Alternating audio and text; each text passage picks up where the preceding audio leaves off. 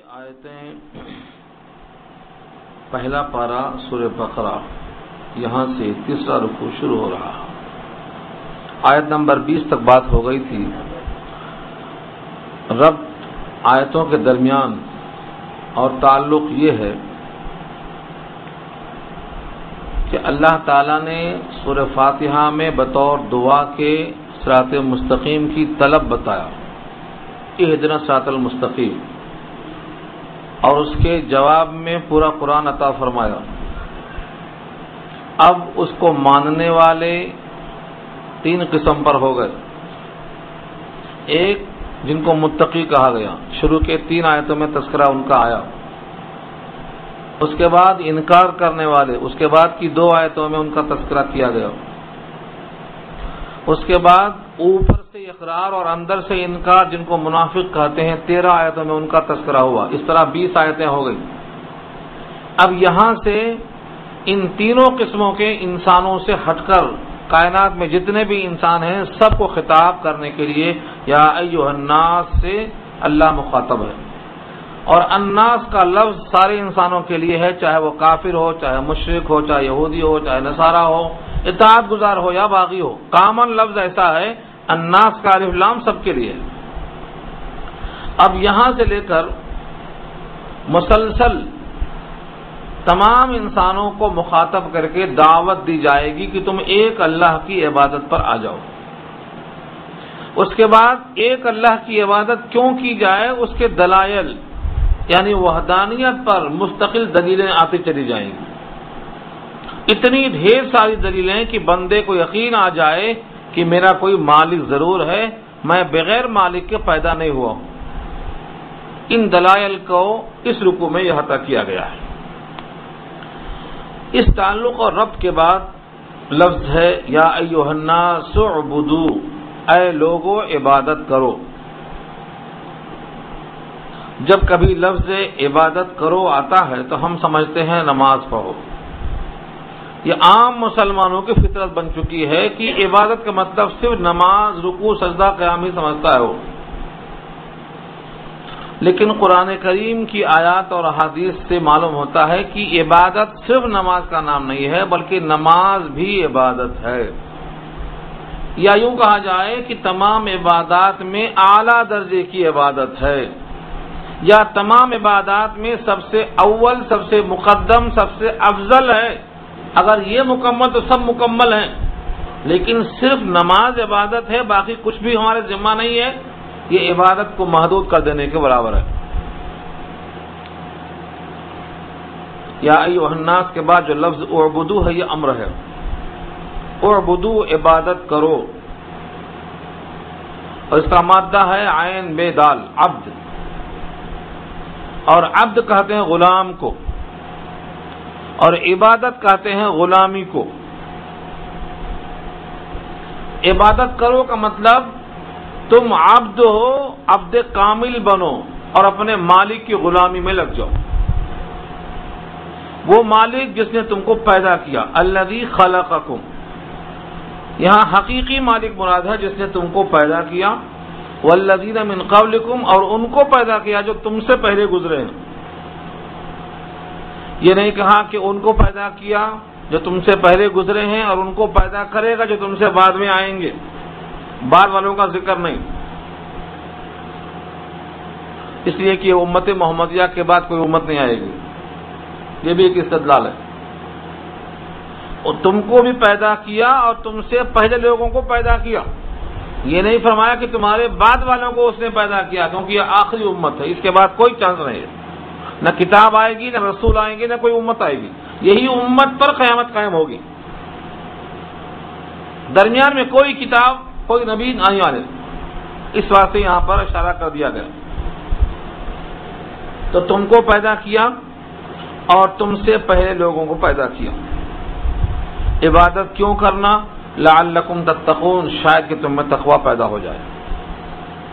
تو عبادت کا ایک مقصد ہے رب کا حکم بجا لانا، دوسرا ضمنی فائدہ ہے اس سے تقوی حاصل ہونا۔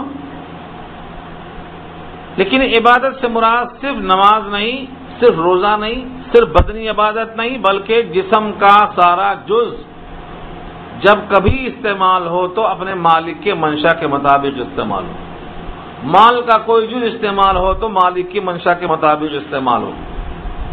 اللہ کی دی ہوئی جتنی نعمتیں انسانوں کے پاس ہیں یہ سب مرضی مولا کے مطابق استعمال ہو تو یہ عبادت ہے. اگر کوئی بندہ چاہتا ہے کہ صرف مسجد میں تو ہم اللہ کی بندگی کریں گے اور گھر میں آنے کے بعد ہم آزاد،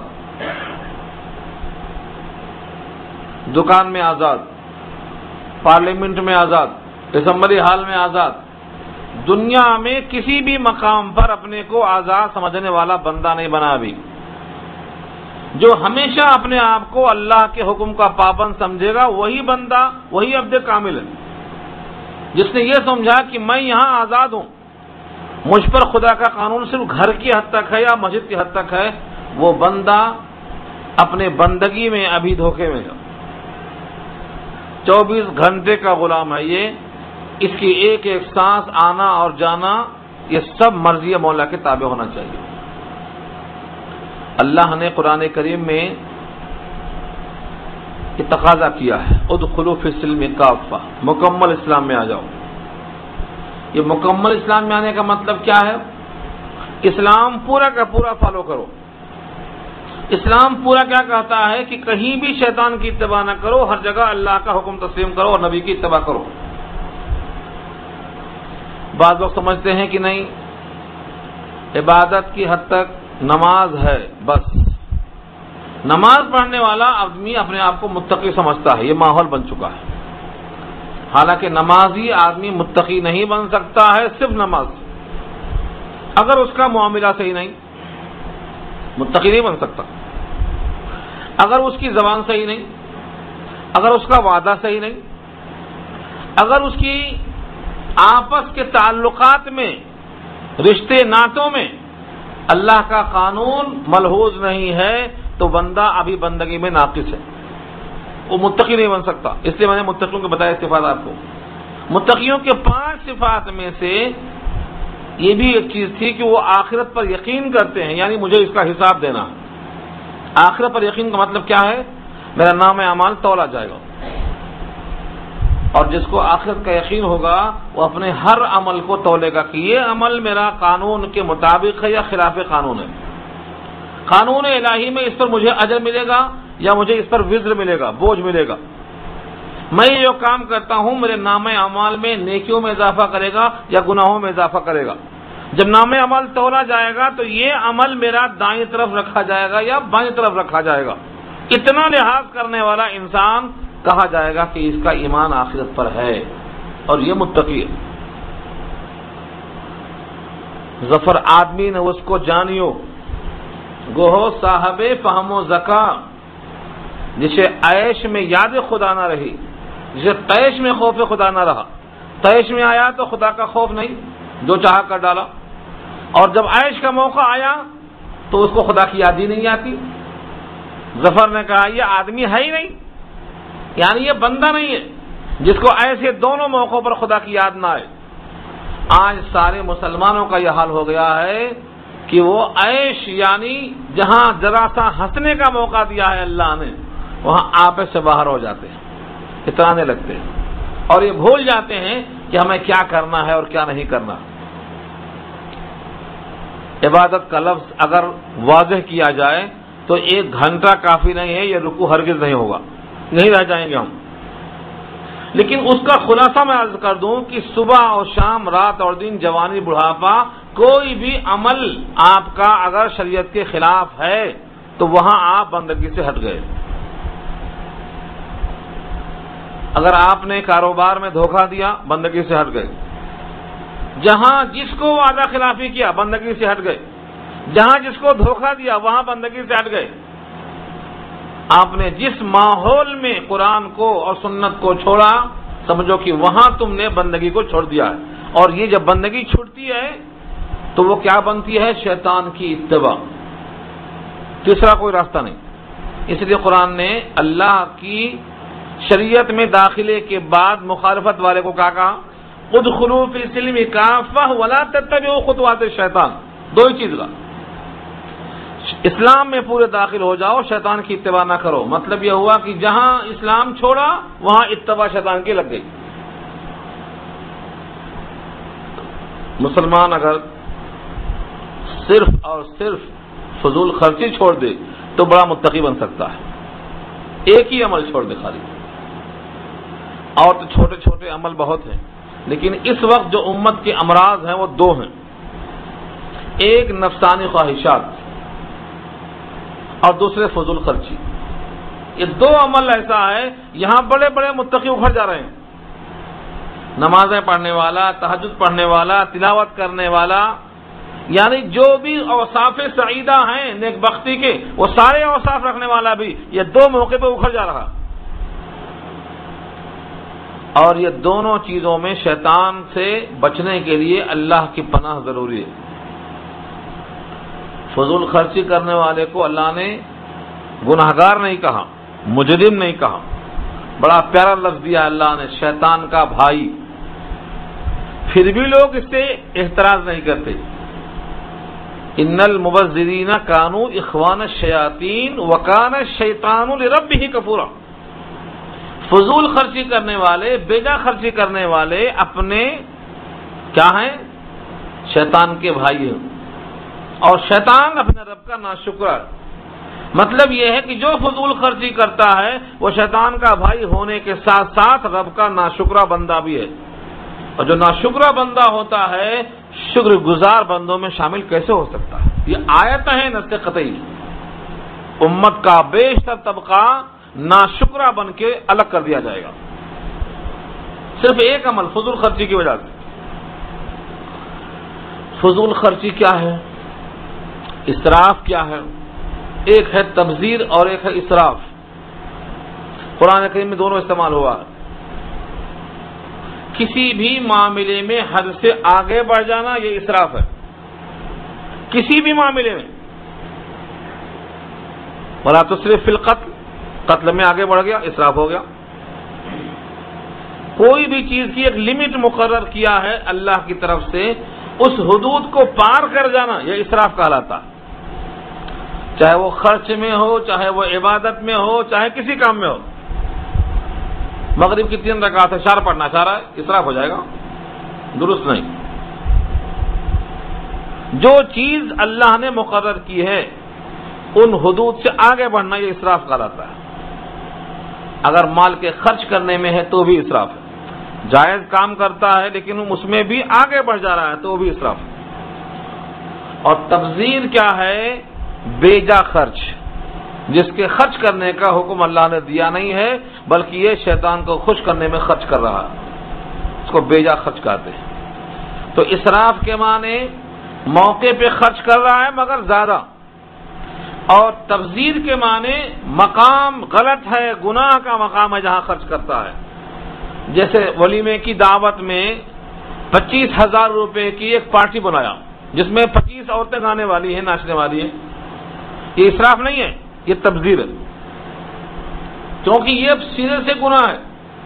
اس کا پہلا روپیہ اور آخری روپیہ پورا کا پورا گناہ میں جا رہا ہے، تو اس عمل کو تبذیر کہتے ہیں، اس کو اسراف نہیں کہتے۔ اسراف کیا ہے؟ 2 مرغ کی ٹانگ آپ کھا سکتے ہیں مگر 4 لے کے 2 کھائے 2 پھینک دیے، یہ اسراف ہے۔ اسراف کے معنی جو کام کر سکتے ہیں جواز کے حدود میں ہے اس میں آگے بڑھ جانا۔ ایک آدمی کے پاس حیثیت ہے 100 روپے خرچ کرنے کی، وہ 1000 خرچ کر رہا، اسراف ہے۔ اپنی حد سے آگے بڑھ جانا، ضرورت سے زائد خرچ کر دینا۔ اللہ نے کہا ہے وَلَا تَبْسُطْهَا كُلَّ الْبَسْطِ، پوری طرح ہاتھ مت کھول دو، پوری طرح ہاتھ نہ کھول دو اور نہ پوری طرح ہاتھ بند کر لو۔ مہمان آئے تو کھانا نہیں کھلا رہا ہے، بغیر کھلائے بھیج دے رہا ہے، یہ کیا ہے؟ بند کرنا ہاتھ ہے۔ اللہ نے کہا ہے وَلَا تَبْسُطْهَا كُلَّ الْبَسْطِ، پوری طرح ہاتھ کو روک لینا یا پوری طرح ہاتھ کو کھول دینا، دونوں منع کیا اللہ نے۔ پھر کیا کرنا؟ ان دونوں کے درمیان کی چال چلنا، یہ اللہ نے فرمایا، یعنی ہر ایک کے حقوق کو متعین کرنا، اور اس حقوق کا تعین جو شرعاً ہے اس پر عمل کرنا، اپنی رائے دخل دیے بغیر۔ تو بیجا خرچ کرنا تبذیر کہلاتا ہے۔ ضرورت سے زائد خرچ کر دینا اسراف کہلاتا ہے. قرآن کریم نے دونوں کو منع کیا ہے. وابتغی بین ذالک سبیلا، ان کے درمیان راستہ بناؤ، معتدل راستہ جو آپ کی حیثیت، لوگوں کو دکھاوے کے لیے، شہرت کے لیے، لوگوں کے طنز سے بچنے کے لیے، لوگوں کے درمیان عزت میں اضافے کے لیے اپنے حد سے زیادہ خرچ کر دینا، یہ افزا، یہ اسراف کہلاتا ہے. گناہ کے مقام پہ خرچ کرنا تبذیر کہلاتا ہے. امت کو یہ قرآن اس واسطے دیا اللہ نے تاکہ امت اس کے مطابق چلے اور جنت میں جائے. یہ بھی اللہ کی رحمت ہے. تو عبادات کا مضمون بہت طویل ہے، بہت طویل ہے. ہم صرف اسراف اور تبذیر نہیں، نفسانی خواہشات نہیں، بہت سے گناہوں کے اندر مبتلا ہیں. لیکن اس وقت جو امت کا مرض ہے وہ اسراف اور تبذیر ہے اور نفسانی خواہشات ہے. یہ کیوں ہے؟ ہماری امت کی کمزوری، غفلت، غربت اور جہالت. یہ کیوں ہے؟ غفلت کی بنا پر قانون سے واقف نہیں. جب اتنی غفلت ہے تو اس غفلت کا نتیجہ کیا ہوگا؟ غربت ہوگی. جو غفلت بھی ہے، غربت بھی ہے، اب اس کے بعد کیا ہے؟ جہالت ہے. یہ تین چیزوں کی وجہ سے امت پریشان ہے. اگر آدمی غافل نہ رہے، چوکس رہے، تو غفلت جائے گی، غربت دور ہو جائے گی، اور غربت دور ہوگی تو آدمی علم کو حاصل کر سکے گا، جہالت دور ہو جائے گی. لیکن ان تینوں میں امت پوری گھری پڑی ہے. جب تک بندہ نفسانی خواہشات ترک نہ کرے، جب تک اپنی انا کو دفن نہ کرے، تب تک یہ بندہ بندگی کا حق ادا کرنے والا شمار نہیں ہوگا. اللہ اس بندے کو اپنا بندہ نہیں کہتے ہیں جو کبھی کبھی اللہ کا بندہ بنے اور کبھی کبھی بیوی کا بندہ بنے. حدیث پاک میں اللہ کے نبی نے تو نام بتایا ہے، کبھی بندہ عبداللہ ہوتا ہے، کبھی بندہ عبد الزوجہ ہوتا ہے، کبھی بندہ عبد الدرہم ہوتا ہے، کبھی بندہ عبد الدینار ہوتا ہے. تعیسا عبد الدرہم، فرمایا ہلاک ہو گیا جو درہم کا بندہ بن گیا، اور ہلاک ہو گیا جو بیوی کا بندہ بن گیا، ہلاک ہو گیا جو نفس کا بندہ بن گیا. ہمیشہ اللہ کا بندہ جو رہے گا وہ بندہ کامیاب ہوگا. ہمیشہ اللہ کا بندہ، ہاں ہمیشہ اللہ کا بندہ، خوشی ہو یا غم. جنازہ آیا، جنازے میں کیا کرتے ہیں؟ جو چلتا رہا وہ کریں گے، چاہے وہ غلط ہو چاہے وہ صحیح ہو، چلتا آ رہا ہے. اللہ نے کہا ہے اس کے جواب میں، اولو کان آباؤکم، اگرچہ تمہارے بابا اور دادا کچھ نہ جانتے ہو تب بھی چلتا ہے سو کرتے رہیں گے. پوچھا ہے اولو کان آباؤہم لا یعقلون شیئا ولا یہتدون، نہ ان کو کچھ تعقل تھا اسلام کے بارے میں، نہ وہ ہدایت پر تھے، تب بھی ان کی رسم چلاتے جائیں گے. اب پوچھا ہے، یعنی اگر باپ کا عمل، دادا کا عمل ہدایت سے ہٹا ہوا ہے تو ابراہیم کی نقل کرو، انہوں نے اپنے باپ کا عمل چھوڑا تھا اس لیے کہ ان کے باپ کا عمل شریعت کے خلاف تھا. اور اپنے ابا سے انہوں نے کہا، اے میرے پیارے باپ، میرے پاس سچا علم آیا ہے، میری اتباع آپ کرو. بیٹے کی اتباع باپ کو کرنے کا حکم دیا. یا ابتی انی قد جاءنی من العلم، میرے پاس سچا علم آیا ہے، فاتبعنی، میری اتباع تم کرو. بیٹے کی اتباع باپ کرے، یہ قرآن کا حکم ہے. ابراہیم اپنے باپ سے کہہ رہے ہیں عہد کا، میں آپ کو رہنمائی کروں گا. تو یہاں باپ اور بیٹا نہیں دیکھا جائے گا، دادا پردادا نہیں دیکھا جائے گا. علم حقیقی کس کے پاس ہے اس کی اتباع کرنے کا حکم ہے. یا ابتی لا تعبد الشیطان، یا ابتی انی اخاف ان یمسک عذاب من الرحمن، اے میرے پیارے باپ مجھے ڈر لگتا ہے کہ تم کو رحمان کا عذاب نہ آ جائے. مجھے ڈر لگتا ہے کہ تم کہیں جہالت کی اتباع کرتے کرتے جہنم میں نہ کہیں پہنچ جاؤ. یہ ایک بیٹا اپنے باپ سے کہہ رہا ہے، قرآن کی گواہی ہے. سورہ مریم 16واں پارہ. اس کا مطلب کیا ہوا؟ باپ دادا سے چلا آ رہا ہے، اگر وہ غلط ہے چھوڑنا چاہیے. جنازے میں دنیا کی خرافات ہوتی ہے، دنیا کی، اور یہ سب کا سب بدعت ہے، لیکن امت چھوڑنے کو تیار نہیں ہے. کہتے ہیں ایسے موقع پر کیا کہا جائے، کیوں کہا جائے؟ جنازے میں جنازے کے بعد پھول چڑھانا بدعت ہے مگر قوم نہیں مانتی. جنازہ خود دعا ہے، دوبارہ پھر پلٹ کے دعا کرنا یہ بھی بدعت ہے مگر کوئی بھی نہیں مانتا. جنازے میں جلدی کرنے کا حکم ہے مگر تاخیر کرتے ہیں، سمجھائے تو غصہ آتا ہے، فلانے کا انتظار ہے. اسلام میں یہ ہے 3 کام میں جلدی کرنا. جنازہ آ جائے تو دیر نہیں کرنا، جوڑا مل جائے شادی کا تو نکاح میں دیر نہیں کرنا، وقت ہو جائے تو فرض نماز میں دیر نہیں کرنا. یہ 3 کام کو حضور نے تنبیہ کیا. ان کے انتظار میں، ان کے انتظار میں 2 دن لیٹ. جنازے کی نماز پڑھنے کے بعد منہ کھول کر دکھانے کا کیا جواز ہے؟ یہ قرآن ہے، قرآن کہتا ہے نبی کی اتباع کرو، اور نبی کا جہاں قول آ جائے، آرڈر آ جائے، وہاں بھی اپنی ہم منمانی کریں گے تو اتباع کہاں ہے؟ اور جیسے جنازے میں خرافات ہو رہی ہے، یہ کوئی چھوڑنے کو تیار نہیں.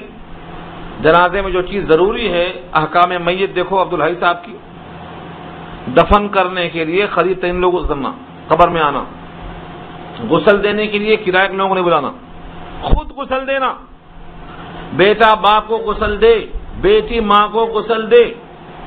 ہمارے پاس کیا ہے؟ کرائے کے لوگوں کو بلا لیتے.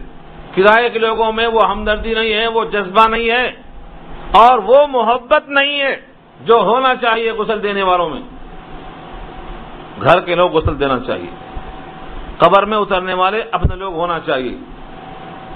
جنازے کی نماز خود دعا ہے، اس دعا پر اکتفا کرنا چاہیے، یہ نبی نے سکھایا ہے. 40 قدم سے پہلے تدفین ہونے کے بعد سب لوگوں کو مٹی ڈالنے کا موقع دینا چاہیے. خالی قل کے ڈھیرے پیش کر دیتے ہیں، تو ڈال دو اندر، یہ غلط ہے. ہر آدمی کو بذات خود اپنے دونوں ہاتھوں سے مٹی ڈالنا چاہیے.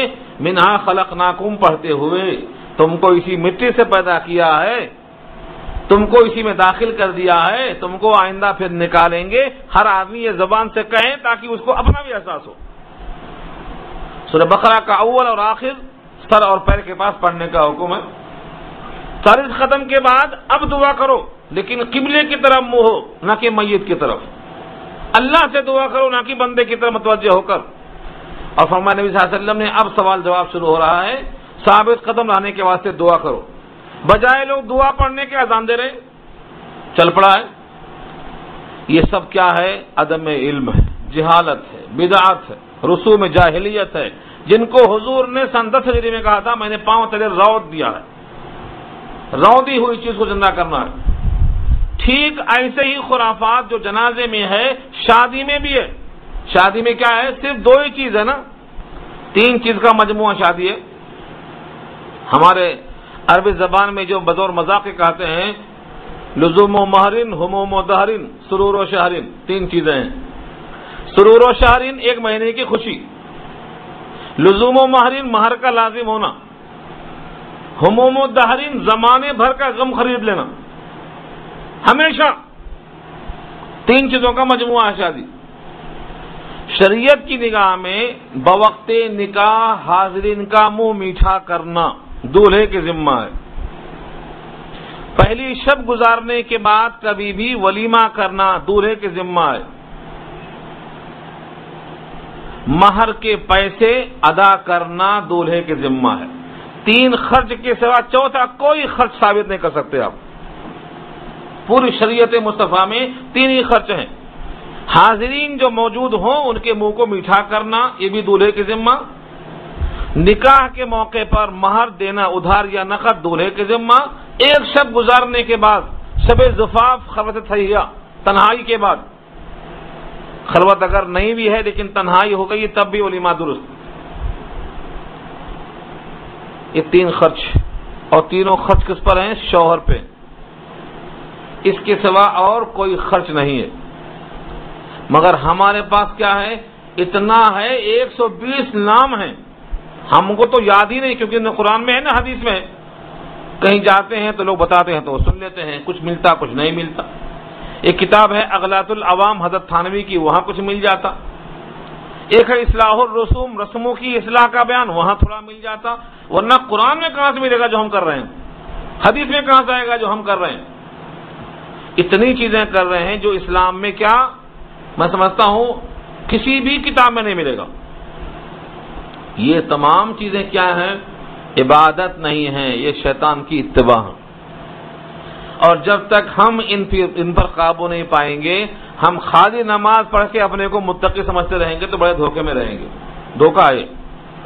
صرف نماز اگر ہوتی، اتنے 30 پاروں کی کیا ضرورت تھی؟ ایک صفحہ کافی تھا، نماز پڑھ لو بیٹے پاس۔ پورے قرآن کریم میں 80 جگہ نماز کا ذکر ہے، کافی تھا وہ۔ بقیہ مسائل کی کیا ضرورت تھی؟ عبادت کا مطلب یہ ہے بندہ غلام ہے، غلامی کرتا رہے، جب جہاں جو جیسا حکم اللہ کا ہے وہاں ویسا ہو جائے۔ ساری کائنات خفا ہے تو ہو جائے خفا۔ ساری کائنات راضی ہو کر کیا کرے گی؟ جنت دے سکے گی یہ؟ ساری کائنات خوش ہو کر قبر کا عذاب ٹال سکے گی؟ ساری کائنات مل کر فرشتوں کے عذاب کو دفع کر سکے گی؟ خود اللہ نے نبی سے کہلوایا ہے، قل کہہ دو ان سے، ان ہلکنی اللہ، اگر مجھے اللہ ہلاک کر دے تو کون بچائے گا مجھے؟ سورہ ملک میں اللہ کے نبی نے یہ خود اللہ کی طرف سے پیش کیا ہے، ان ہلکنی اللہ، اگر مجھے ہلاک اللہ کر دے تو تم سب کائنات کے لوگ خوش ہو کر کیا مجھے بچاؤ گے؟ نہیں بچا سکتے۔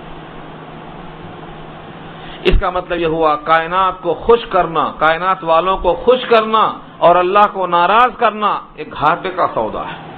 ساری کائنات خوش ہو یا نہ خوش ہو، اللہ راضی ہے تو فائدے کا سودا ہے، مگر یہ بھی ایک گمان ہے کہ لوگ ناراض ہو جائیں گے۔ حق یہ ہے جب بندہ اللہ کی خاطر کوئی کام کرتا ہے تو اللہ سب کے دل میں بندے کی محبوبیت اتار دیتے ہیں، سب بندے بھی پیار کرتے ہیں۔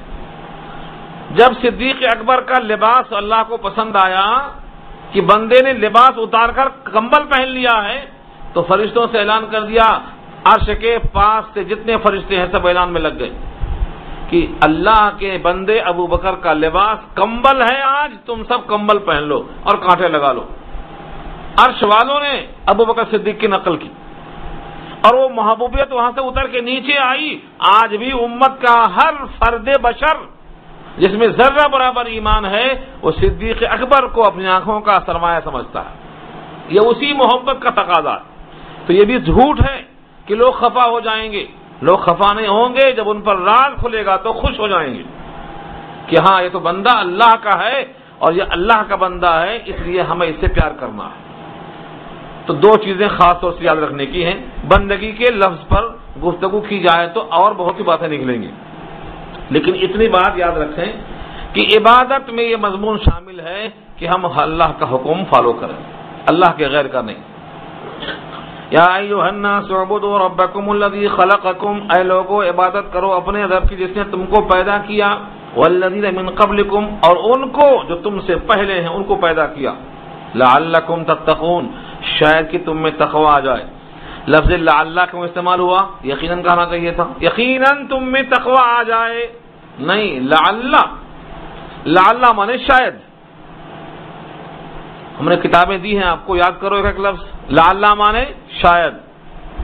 پورے قرآن کریم میں لعل مانے شاید کیا آتا ہے؟ امام قرطبی کہتے ہیں لعل جب اللہ کے واسطے آ جائے تو بڑے کا وعدہ ہے، وہاں پر یقیناً ترجمہ کیا کرو امید رکھ کر۔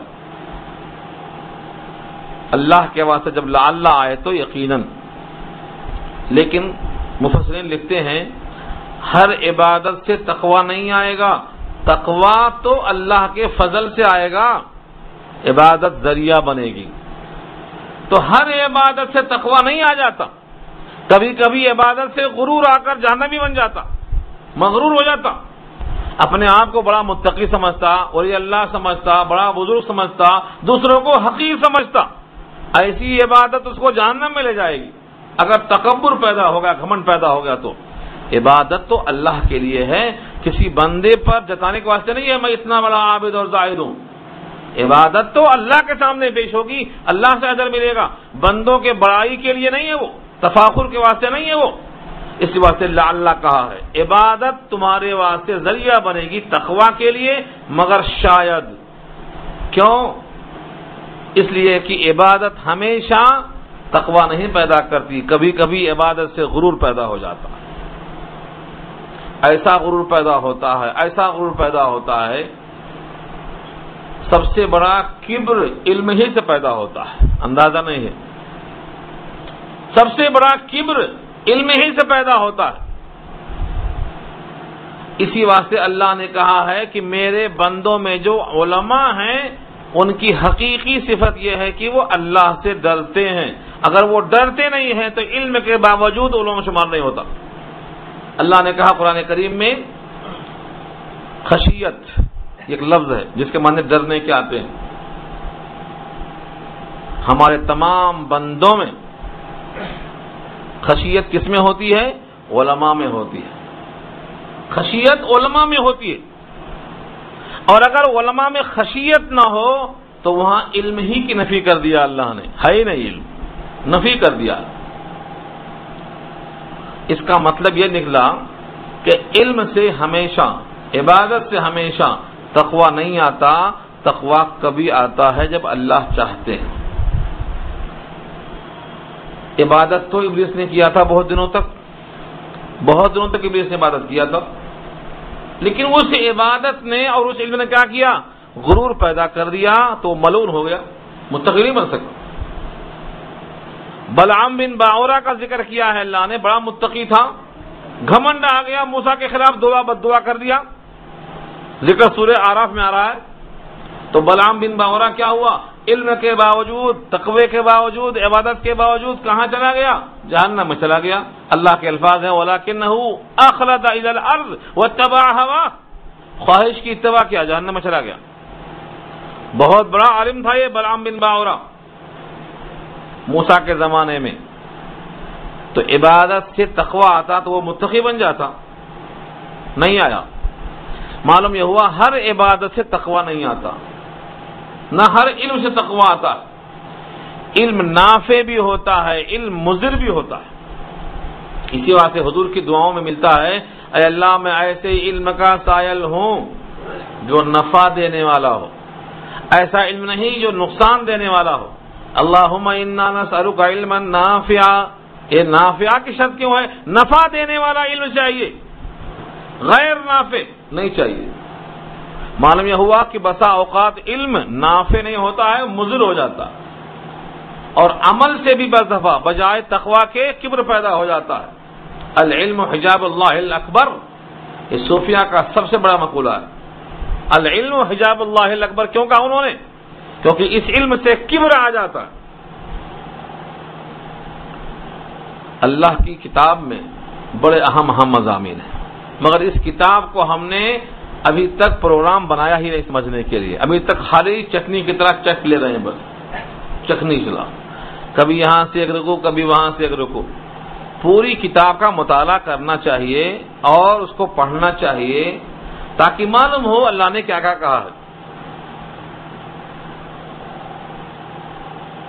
اللہ کی کتاب میں علم والے اور علم کے بغیر جینے والے دونوں کو اندھا اور بینا کے برابر تشبیہ دے کے بتایا ہے۔ قل هل يستوي الذين يعلمون والذين لا يعلمون، کیا دونوں برابر ہیں؟ پوچھا ہے اللہ نے، اور پوچھا ہے کیا آنکھ والے اور بغیر آنکھ والے دونوں برابر ہیں؟ هل يستوي الأعمى والبصير ام هل تستوي الظلمات والنور، یہ کیوں پوچھا اللہ نے؟ بتانے کے لیے کہ علم والا آنکھ والا ہے اور علم کے بغیر جینے والا بغیر آنکھ والا ہے، اتنا فرق ہے۔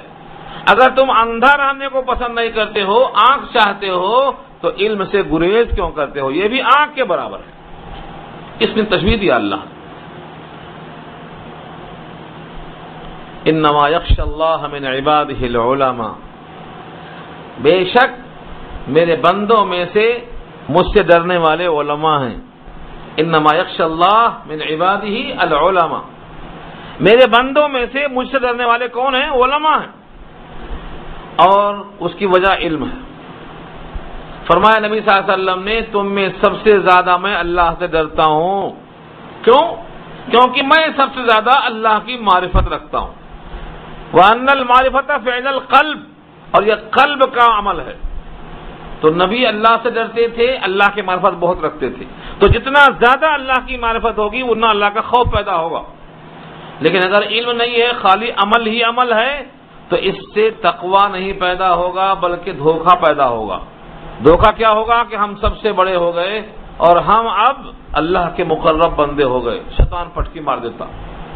اس لیے ہر عمل سے تقوی نہیں آتا، تو لعلکم تتقون، شاید کہ تم متقی بن جاؤ۔ الذی جعل لکم الارض فراشا والسماء بناء، جس ذات نے تمہارے واسطے بنایا زمین کو فرش، فرش کی جمع فراش، بچھونا۔ کائنات کی ہر زمین کا خطہ اللہ نے فرش بنا دیا ہے۔ یہاں صرف فرش ہی کہا ہے، ورنہ سورہ ملک میں زمین کے فوائد پر بحث کی ہے۔ زمین سے کیا کیا فائدے ہیں؟ پانی کا نکلنا، غلے کا نکلنا، پانی کا اسٹاک رکھنا، زندہ مردوں کے واسطے کافی ہونا، ٹھوکریں مار کے چلنا اور اس کا برداشت کرنا، زمین پر مکان بنانا، بڑی بڑی بلڈنگیں ٹھوکنا۔ اس زمین کو اللہ نے کتنے انداز سے بنایا ہمارے حق میں، کلام پاک کی بیشتر آیتوں میں آپ کو ملے گا۔ والسماء بناء، اور بنایا آسمان کو چھت، ایسی چھت ہے جس تک بندے کی نگاہ نہیں پہنچتی۔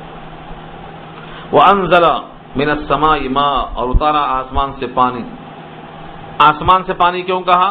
کیونکہ پانی کے لیے جو بادل ہیں ان کی سمت آسمان ہے، دیکھنے والا سمجھتا ہے کہ آسمان سے برستا ہے، یہ تشبیہ دی گئی ہے، ورنہ حقیقت میں بدلیوں سے نچوڑ کر پانی گرایا جاتا ہے۔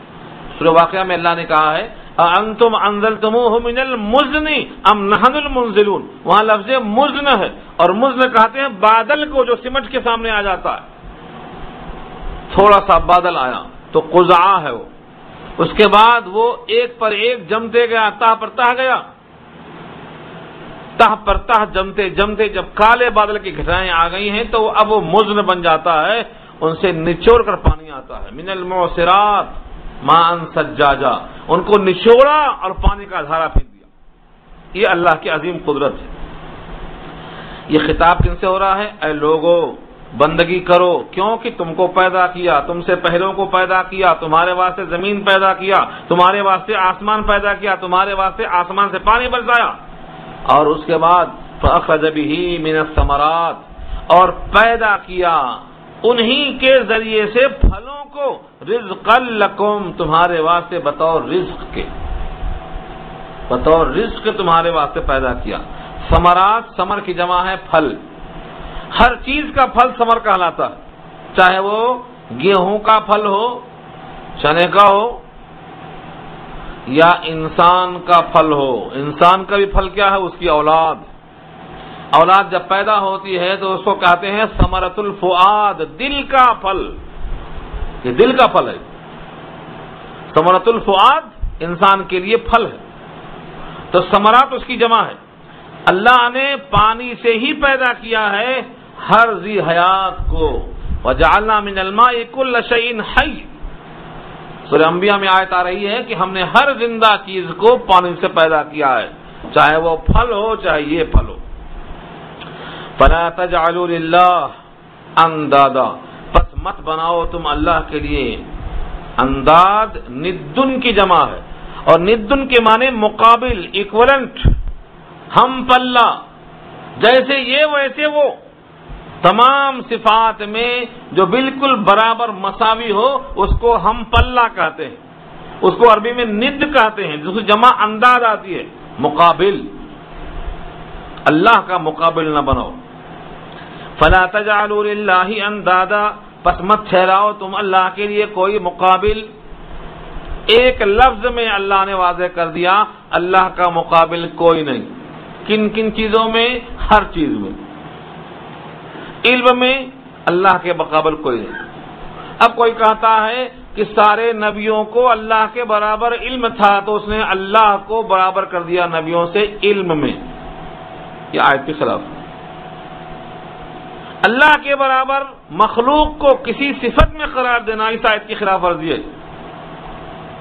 اللہ کے برابر کوئی نہیں، کیونکہ اللہ نے یہ اوپر کے کام جو بتائے گئے ہیں یہ ان کے معبود ہونے کی دلیل ہے، لہذا اللہ کے برابر کسی کو مت بناؤ۔ مشکل کشا اللہ ہیں اور فلانے بھی ہیں، تو مشکل کشا ہونے میں دونوں برابر ہو گئے۔ رزاق یہ بھی ہیں، رزاق وہ بھی ہیں، اولاد یہ بھی دیتے اولاد وہ بھی دیتے، کیا ہو گئے؟ مقابل ہو گئے۔ اللہ کے صفات میں غیروں کو شریک کر دیا. اولاد صرف اللہ دیتے، یہ بھی دیتے اللہ بھی دیتے تو غلط، اولاد صرف اللہ ہی دیتے. اسی لیے انبیاء نے بھی اولاد اللہ سے مانگی. حضرت زکریا نے یحییٰ کو اللہ سے مانگا، حضرت ابراہیم نے اسماعیل کو اللہ سے مانگا. کسی بھی نبی نے یہ نہیں کہا کہ میں خود نبی ہوں، میں خود اولاد پر قادر ہوں. نبیوں نے اپنے واسطے اولاد کی قدرت ظاہر نہیں کی ہے، اللہ سے مانگا ہے. اب بتائیے آج مسلمانوں کا کتنا بڑا طبقہ ہے، عورتوں کا خاص طور سے، جو یہاں جاتا وہاں جاتا، یہاں ناڑے باندھتا وہاں اظہار بند باندھتا، وہاں بکرے کاٹتا وہاں مرغے کاٹتا. کیوں؟ اولاد ہوگی. قرآن کریم نے صریح یہاں بھی تو کہا ہے، اور اس سے بھی زیادہ واضح 25واں پارہ سورہ شورى میں کہا ہے، اللہ جس کو چاہتے ہیں ہبہ کرتے ہیں، گفٹ دیتے ہیں. گفٹ، لفظ ہبہ، ہبہ مانے گفٹ دینا. للہ ملک السماوات والارض یخلق ما یشاء، جو چاہتے ہیں پیدا کرتے ہیں. یہب لمن یشاء اناثا ویہب لمن یشاء الذکور. لفظ یہب ہے، یہب ہبہ سے بنا ہے. ہبہ کے معنی گفٹ کرنا. تم سمجھتے ہو کہ ہم سے اولاد ہوئی ہے؟ اولاد تم سے نہیں ہو سکتی قیامت کی صبح تک. اولاد تم کو بطور گفٹ کے دیا ہے اللہ نے. ہبہ کہتے ہیں بلا معاوضہ کے، بلا کسی چیز کے بدلے میں کچھ دینا، یہ ہبہ ہے. تحفہ جسے ہم بولتے ہیں، گفٹ وہی ہے. سورہ واقعہ میں پوچھا ہے اولاد تم نے پیدا کیا کہ ہم نے پیدا کیا؟ ہاں. سورہ واقعہ کا دوسرا رکوع انتظار کیجئے انشاءاللہ، راہل قادونی میں آیا ہے. سورہ واقعہ کے دوسرے رکوع میں اللہ نے سوال کیا ہے، اَأَنْتُمْ أَنزَلْتُمُوهُ مِنَ الْمُزْنِ أَمْ نَحْنُ الْمُنزِلُونَ، اور اَأَنْتُمْ تَخْلُقُونَهُ أَمْ نَحْنُ الْخَالِقُونَ. بچے کی پیدائش تم سے ہوئی کہ ہم سے؟ زراعت تم سے ہوئی کہ ہم سے؟ بادلوں سے پانی تم سے ہوا کہ ہم سے؟ ایک حقیر قطرے سے انسان کو تم نے بنایا کہ ہم نے؟ سوال کیا اللہ نے. کائنات میں کوئی دعوے دار نہیں ہے. عورت اور مرد کے درمیان اختلاط سے اولاد نہیں ہوتی، اولاد اللہ کے حکم سے ہوتی ہے. چنانچہ اللہ نے کہا یخلق ما یشاء یہب لمن یشاء اناثا، اناثا مانے مؤنث، ویہب لمن یشاء الذکور، ذکور مانے مذکر، یا تو خالی عورتیں یا خالی لڑکے. او یزوجہم ذکرانا و اناثا، یا ملاوٹ کر کے ہم دونوں دیتے ہیں. وَيَجْعَلُ مَن يَشَاءُ عَقِيمًا، یا ہم اس کو باندھ چھوڑ دیتے ہیں. إِنَّهُ عَلِيمٌ قَدِيرٌ، وہ علیم بھی ہیں قدیر بھی ہیں، انہیں کون ٹوک سکتا ہے؟ تو بندہ اولاد نہیں دے سکتا. کسی بندے کے پاس جانا اولاد کو لینے کے لیے فَلَا تَجْعَلُوا لِلَّهِ أَنْدَادًا کے خلاف ہے. اللہ کا مقابل اولاد اللہ دیتے ہیں، اور ہم سمجھتے ہیں کہ اولاد یہاں گئے تو ملتی، وہاں مرغا کاٹ دیا تو ملتی، وہاں اظہار بند باندھ دیا تو ملتی، وہاں سجدے مار دیا تو ملتی. اللہ کے سوا دنیا میں سب سے زیادہ طاقتور کون ہوتے ہیں؟ تو انبیاء ہوتے ہیں. انہوں نے بھی اپنے لیے اولاد مانگی ہے. ہنالک دعا زکریا ربہ قال رب هب لي من لدنك ذرية طیبہ انک سمیع الدعاء. زکریا دعا کر رہے ہیں، ابراہیم دعا کر رہے ہیں، الحمدللہ کہتے ہیں ملنے کے بعد. الحمدللہ الذی وہب لی علی الکبر اسماعیل، اللہ کا شکر ہے بڑھاپے میں اولاد میری اسماعیل کی شکل میں. دیکھو وہب لی کا اللہ نے گفٹ دیا، ہمارا کوئی دخل نہیں. اولاد بھی اللہ کی، رزق بھی اللہ کا، شفا بھی اللہ کی، اور قدرت بھی اللہ کی، علم بھی اللہ کا. اللہ کے برابر کسی کو مت بناؤ. فَلَا تَجْعَلُوا لِلَّهِ أَنْدَادًا وَأَنْتُمْ تَعْلَمُونَ، اور تم جانتے ہو، کیا جانتے ہو؟ کہ اس کائنات میں کوئی اس کے برابر نہیں ہے، کسی صفت میں اس کا کوئی ایکول نہیں ہے. یہاں تک باتیں تھیں اللہ کی بندگی کیوں کی جائے، اس کی دلیلیں تھیں. اب یہاں سے بندگی ہم چاہتے ہیں تو بندگی کیسے کریں؟ تو کہا یہ کتاب فالو کرو، اور اس کتاب میں اگر تمہیں شک ہے تو علاج سن لو. وَإِن كُنتُمْ فِي رَيْبٍ مِّمَّا نَزَّلْنَا عَلَىٰ عَبْدِنَا، اور اگر تم کو شک ہو نہیں، اگر ہو تم شک میں اگر تم کو شک ہو نہیں، اگر ہو تم شک میں، اگر تم کو شک ہے نہیں، چھوٹا ہے جملہ، مطلب یہ ہے کہ میرے وجود میں تھوڑا سا شک ہے. اور یہ جملہ کیسا ہے؟ وَإِن كُنتُمْ فِي رَيْبٍ، اگر تم ہو شک میں، مطلب یہ ہے شک میں ڈوبے ہوئے ہو. کس چیز کے بارے میں شک؟ مما نزلنا علی عبدنا، اس چیز کے بارے میں جو ہم نے اتارا ہمارے بندے پر. ہم نے اتارا مراد ہے قرآن کا اشارہ کہ وحی کرنے والا اللہ کی ذات ہے. موحی اللہ ہیں، کلام وحی ہے، لانے والا فرشتہ روح الامین ہے، اور ہم نے جس پر نازل کیا ہے علی عبدنا، وہ ہمارا بندہ. اگر تم کو ہمارے نازل کیے ہوئے میں جو ہم نے اپنے بندے پر نازل کیا ہے کسی قسم کا کوئی شک ہے، شروع میں کہہ چکے ہیں لا ریب فیہ، اس کتاب میں شک کی گنجائش نہیں ہے. لیکن اگر تمہارے اندر شک ہے یا تم شک میں ہو تو کتاب میں تو شک نہیں ہے، لیکن تمہارے شک میں ہونے کا علاج کیا جا رہا ہے، اور وہ یہ ہے فَأْتُوا بِسُورَةٍ مِّن مِّثْلِهِ، تم اس کلام پاک میں جتنی صورتیں ہیں 114، ان میں سے کسی ایک صورت کو اس جیسی صورت بنا کر لے آؤ.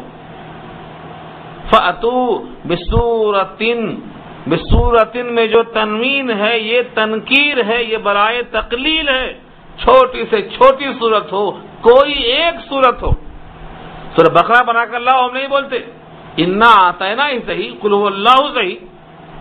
بسورتن میں جو دو زیر ہے تنوین، اس کا ترجمہ کیا ہے؟ کوئی ایک صورت من مثلہ، اس جیسی جو قرآن میں ہے بنا کے لے آؤ. یہ چیلنج 1430 سال پہلے آیا ہے، آج تک اس کا جواب داخل نہیں کیا گیا. اس کا مطلب کیا ہوا؟ تم جو کہتے ہو کہ محمد صلی اللہ علیہ وسلم نے گڑھ لیا ہے اور آیتیں نازل نہیں ہوئی ہیں، ایک شخص واحد نے اتنا بڑا کلام بنا لیا، اور تم سارے اہل عرب مل کر اس جیسی ایک صورت بنانے پر قادر نہیں ہو. یا تو تم جھوٹ بول رہے ہو، حقیقت یہ ہے کہ ہم نے ہی نازل کیا ہے، یہ بندوں کا کلام نہیں ہو سکتا ہے، اس کو مان لو. اور اگر یہ بندوں کا ہو سکتا ہے تو تم تنہا نہیں، ساری دنیا کے سارے انسان اور جنات سب کو جمع کر لو اور ایک سورہ بنا کے لے آؤ. وَادْعُوا شُهَدَاءَكُمْ، اور جمع کر لو اپنے تمام مددگاروں کو. شہداء بمانا مددگار کیسے ہوا؟ شہداء جمع ہے شہید کی، شہید مانے حاضر و موجود، جو تمہارے مشن میں موجود ہو تمہارے ساتھ. مراد ہے مددگار. ان تمام کو تم بلا لو من دون اللہ، ایک اللہ کو چھوڑ کر، صرف ایک اللہ کو چھوڑ دو، باقی ساری کائنات کو جمع کر لو. یہاں تو اتنا ہی کہا ہے. سورہ بن اسرائیل پارہ 15 میں کہا ہے اگر جنوں انس سر کے سارے جمع ہو جائیں، قل لئن اجتمعت الانس والجن، سارے انسان جمع ہو جائیں، علی ان یاتوا بمثل هذا القرآن لا یاتون، اس قرآن پر متحد ہو جائیں کہ ہم لائیں گے، نہیں لا سکیں گے. چیلنج کیا ہے اللہ. آج بھی ہمیں اس چیلنج سے فائدہ اٹھانا چاہیے. دعوت دیجیے آپ جو قرآن کو نہیں مانتا ہے. اگر تم اس قرآن کو کلام الہی نہیں مانتے ہو تو اس جیسی ایک آیت بنا کے لے آؤ، ایک سورہ بنا کر لے آؤ. آج بھی تحدی باقی ہے. اللہ نے بڑے وضاحت سے فرمایا فَإِن لَّمْ تَفْعَلُوا، اگر تم نے ایسا نہیں کیا، یعنی اگر تم سے 3 آیتوں کی طرح ایک صورت نہیں بن سکی، کم سے کم چھوٹی صورت، اگر تم سچے ہو اللہ کو چھوڑ کر سب کو جمع کر لو، بنا کر لے آؤ. کوشش کیا لوگوں نے، آپ کو معلوم ہے انا آتینا کل کوثر کا جواب بنایا، خود ہی پھاڑ کے پھینک دیا. علم ترا کا جواب بنایا، خود ہی پھاڑ کے پھینک دیا. کہتے ہیں کہ اہل عرب کے بڑے بڑے ماہرین کو جمع کیا، ان میں سے بڑے بڑے بوڑھوں کو جمع کیا جن کی پلکیں پک گئی تھیں. ایسے بوڑھوں کو کمرے میں بند کر دیا سوچنے کے لیے، لکھنے کے لیے. لکھتے لکھتے پھاڑتے پھاڑتے پورا کمرہ چندیوں سے بھر گیا، ایک آیت نہیں بن سکی. ایک صاحب بناتے ہیں الفیل وما الفیل وما ادراک ما الفیل لہ خرطوم طویل ولہ ذنب یسیر، پھر ہنسا، ارے کوئی نظم ہے کیا بنایا ہم نے، پھاڑ کے پھینک دیا، پھر ایک بنایا، پھر پھاڑ کے پھینک دیا. کیونکہ کلام الہی میں نہ اشعار ہیں کہ خالی سٹنگ دیکھی گئی ہے، پورے کلام اللہ میں تضاد نہیں ہے. اس پر ایک کتاب لکھی گئی ہے اعجاز قرآنی. ایک کیوں بولتا ہوں میں، ایک نہیں، قرآن کریم کے نزول کے زمانے سے لے کر آج تک نظم قرآن پر، اعجاز قرآن پر بہت سی کتابیں لکھی گئی کہ آخر اس جیسا کلام کیوں نہیں بن رہا، اس میں کیا کیا بات ہے. اردو میں الاتقان فی علوم القرآن علامہ سیوطی کی بڑی مشہور ہے. خود اسی آیت پر شفیع صاحب نے 10 صفحے لکھا ہے. اب آپ مجھے ٹائم دیتے ہیں 1 گھنٹے کا، اس 1 گھنٹے میں 10 صفحے سناؤں، کیسے سناؤں؟ قرآن کے لفظوں کو حل کروں کہ معنی کو بتاؤں، رکوع بھی پورا ہونا، 1 گھنٹے زیادہ ملتا بھی نہیں. تو اعجاز قرآنی کو بیان کرنا کوئی آسان کام نہیں. اہل عرب اس فن سے واقف تھے. اس میں صوتی اعجاز ہے، اس میں لفظی اعجاز ہے، اس میں معنوی اعجاز ہے، اس میں کوئی تضاد نہیں ہے. انسانی کلام میں تضاد ہوتا ہے، کہیں کچھ لکھتا کہیں کچھ لکھتا. قرآن کریم کا اعجاز ہے یہ. اللہ نے کہا فَإِن لَّمْ تَفْعَلُوا وَلَن تَفْعَلُوا، اگر تم نے ایسا نہ کیا، اور سن لو ایسا تم نہیں کر سکو گے. لن کہتے ہیں ہرگز نہیں کر سکو گے. لم تفعلوا پاسٹ ٹینس کے لیے ہے، اگر تم نے ایسا نہ کیا، لیکن ان داخل ہوا تو مستقبل ہو گیا یہ بھی. لیکن ولن تفعلوا میں صرف مستقبل ہے، آئندہ سن لو کہ تم ہرگز ایسا نہیں کر سکو گے. تو پھر یاد رکھو، اگر اب بھی تم نے قرآن کو نہیں مانا، چیلنج بھی قبول نہیں کیا، بنا کر نہیں لا سکتے، اور اب بھی قرآن کو نہیں مانا، فاتقوا النار، تو ڈرو آگ سے، التی وقودها الناس والحجارہ، وہ آگ سے بچو جس کے ایندھن لوگ ہوں گے اور پتھر ہوں گے. اعدت للکافرین، تیار کی گئی ہے کافروں کے واسطے. یہاں 2 چیزیں بڑی لطیف ہیں.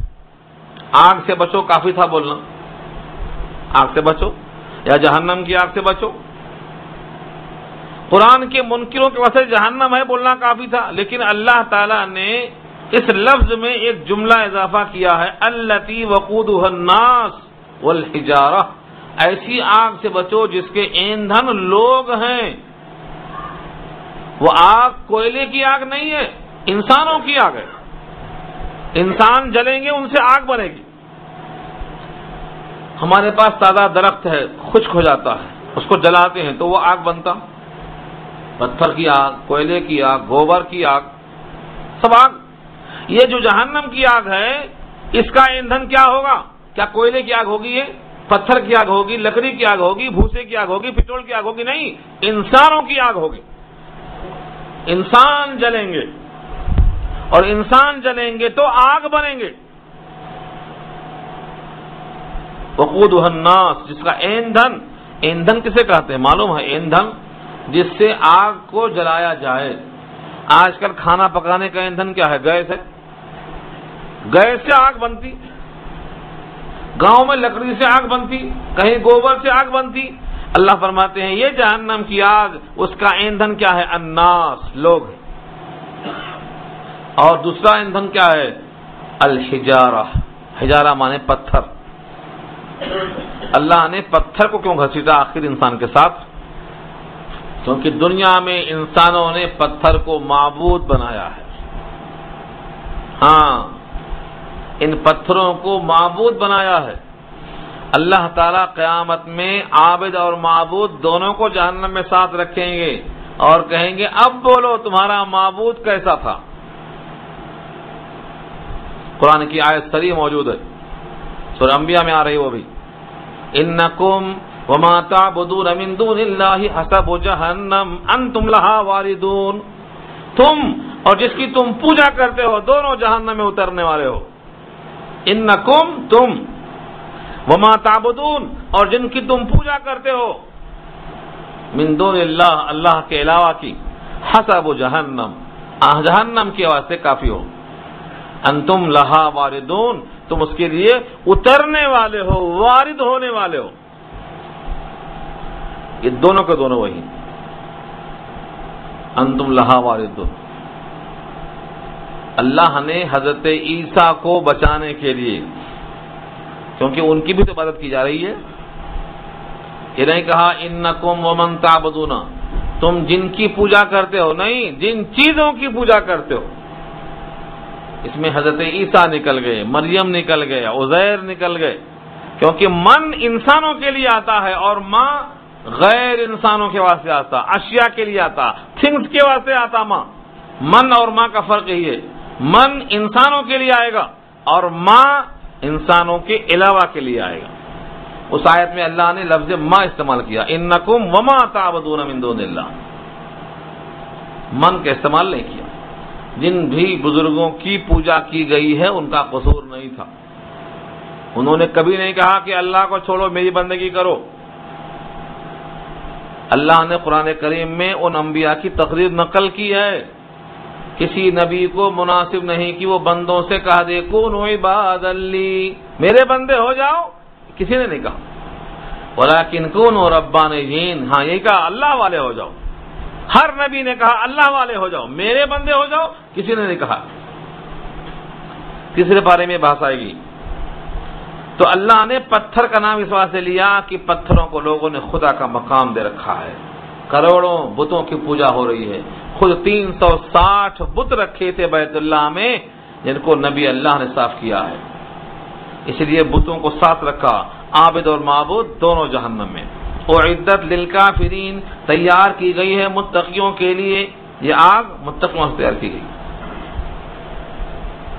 یہ مسئلہ ہوا جو قرآن کی طرف دعوت کو قبول نہیں کرتے اور قرآن کا چیلنج بھی قبول نہیں کرتے، ان کے لیے.